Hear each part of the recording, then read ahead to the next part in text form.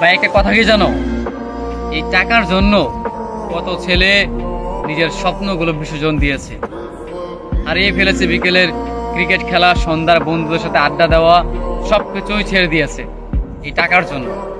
টাকার জন্য প্রতিটা ছেলে নিজের ক্যারিয়ারটাকে এলোমেলো করে দিয়েছে।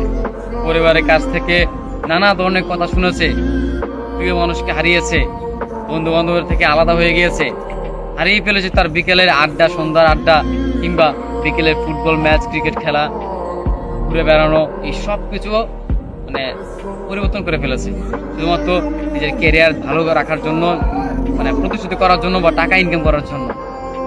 আসলে সময়ের সাথে সাথে সেই ছেলেটা পাল্টে গিয়েছে। যেই ছেলেটা একটা সময় ক্রিকেটে আসক্ত ছিল, যেই ছেলেটা একটা সময় কোনো একটা মেয়েকে ভালোবাসতো, যেই ছেলেটা একটা সময় সবসময় বন্ধুদের নিয়ে আড্ডায় থাকতো, ঘুরে বেড়াতো, আজকে টাকার জন্য সে তার পরিস্থিতি পাল্টিয়ে নিয়েছে।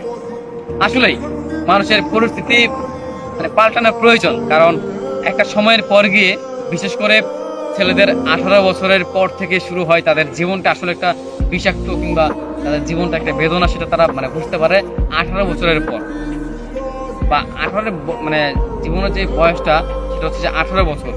তার আগে যে মুহূর্তগুলো সেগুলো মানে খুব ভালো কাটবে, কিন্তু জীবনে যে 18 বছর যে পার হয়ে যাবে, কিংবা এই বছরটা যখন মানে পার হয়ে যাবে, ঠিক তখনই প্রতিটা ছেলে কিংবা প্রতিটা মেয়ে তাদের কাছে মানে তাদের জীবন একদম বিষাক্ত মনে হয়।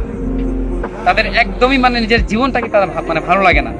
প্রত্যেকটা জায়গায় কষ্ট, মানে অপমান, নিজের ভালো থাকা হয়ে ওঠে না, মানে সব দিক দিয়ে মানে কেন যেন মানে প্রবলেম তৈরি হয় এই 18 বছরের পর। আর বিশেষ করে ছেলেদের, এটা ছেলেরা এই টাকা যদি উপার্জন করতে না পারে, কিংবা নিজের ক্যারিয়ার যদি উজ্জ্বল করতে না পারে, তবে তার কোথাও দাম নেই।